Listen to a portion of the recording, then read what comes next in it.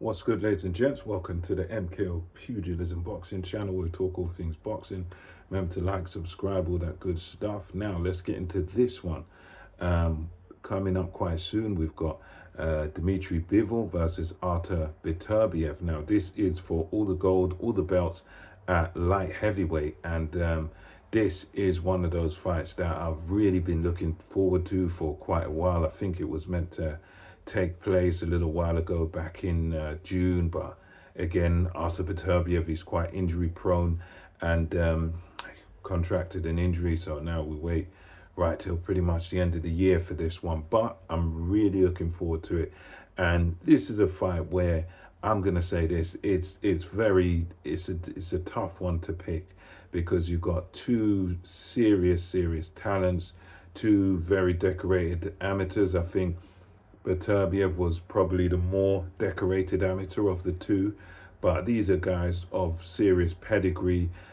These are, without question, the two best, the absolute best at light heavyweight as we speak now. There's no other light heavyweights out there that are close to these guys. These guys are head and shoulders above the rest. So it's brilliant when we can see this and when we can see it for undisputed. So first of all, let's talk about the injury. So, of the two of them, Beterbiev, for me, I just have a slight inkling. I just have a feeling that he may be the one to win this fight.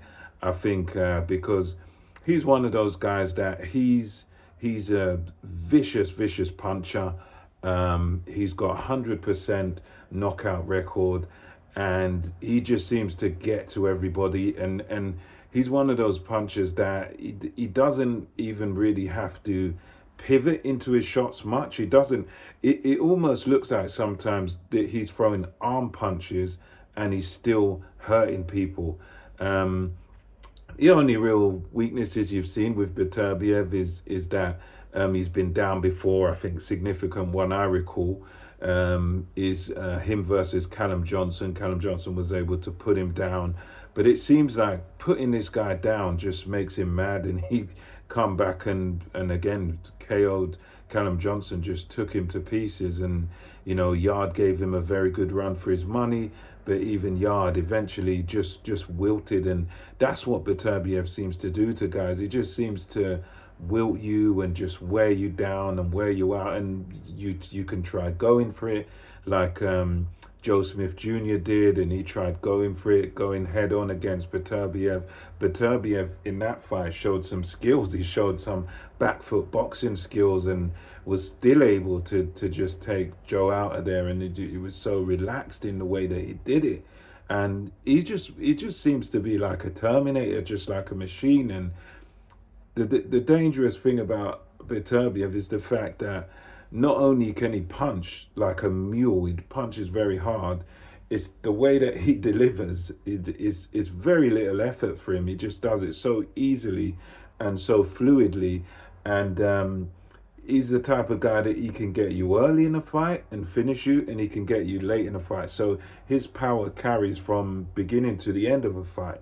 So for me, he's a very dangerous pick. The thing with him though now is this injury, which I believe affects one of his knees, and it's quite a serious injury. It's gonna, it's taking quite a while to recover. And for me, that's where as much as I kind of have an inkling and a feeling that Beterbiev may be able to take Bivol out, I think with that injury that he's going to be carrying into the fight, and I think that's just a matter of fact. He is he's been injured, and he's going to be carrying that into the fight.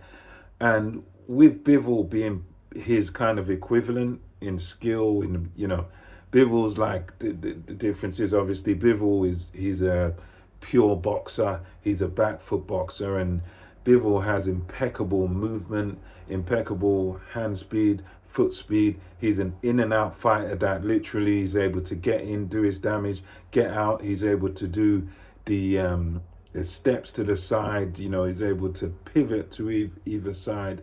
And he's able to do this very well for 12 rounds. So for me, this is a it's a tough one to pick. And I think it's one of those fights where whoever you pick, you're talking small margins, really. I think Bivol, he does have the skill, he does have the attributes and the movement and the engine to box for 12 rounds consistently, and he does have the ability to really stick to a game plan. I would argue that he's better than anyone else that Artur Beterbiev's fought so far. And I would argue it's the same for Beterbiev. Beterbiev's better than anyone Bivol's ever fought. So it's one of those where you got the kind of boxer versus the puncher, but this puncher is not just merely a puncher. He's not just a bruiser and a brawler. He's a guy that can get on the back foot, that can actually get on his bike. He can catch you on the counter. He can take you out early in the fight, late in the fight, whatever. So Beterbiev's definitely the puncher of the two. And I think with this fight, it's very hard to pick, but it's all going to depend on whether or not Bivol can sort of stay out of Artur Beterbiev's way for 12 rounds, because Beterbiev, he's got a good engine. He can go for 12 rounds, no problems. So that's really what it's going to come down to. I think Bivol's got the skill. He's got the technique to do it. You know, if he can sort of get in, get out, get in, get out, in and out movement all night long, and just get in, do your damage. Don't stand right in front of Beterbiev. Give Beterbiev angles and movement. And if Bivol can implement that sort of game plan, then he can certainly win the fight. But for me, personally, I just get the feeling that Beterbiev will sort of get to Bivol at some point and be able to hurt him quite bad late in the fight and maybe take him out. That's the kind of feeling I get. But it's like my head tells me no, because Bivol can move around the ring all night long. Good counter puncher, he throws a good volume of shots, and he's got the movement to maybe stay out of the way of some of Beterbiev's counters. And I think the injury that Beterbiev is carrying now, that kind of puts a spanner in the works of sort of the inkling, the feeling I get that Beterbiev's going to win. I think in this one, I kind of lean towards Beterbiev, but ever so slightly, not by much. I'm talking like a sort of 55-45 margin, not by much at all.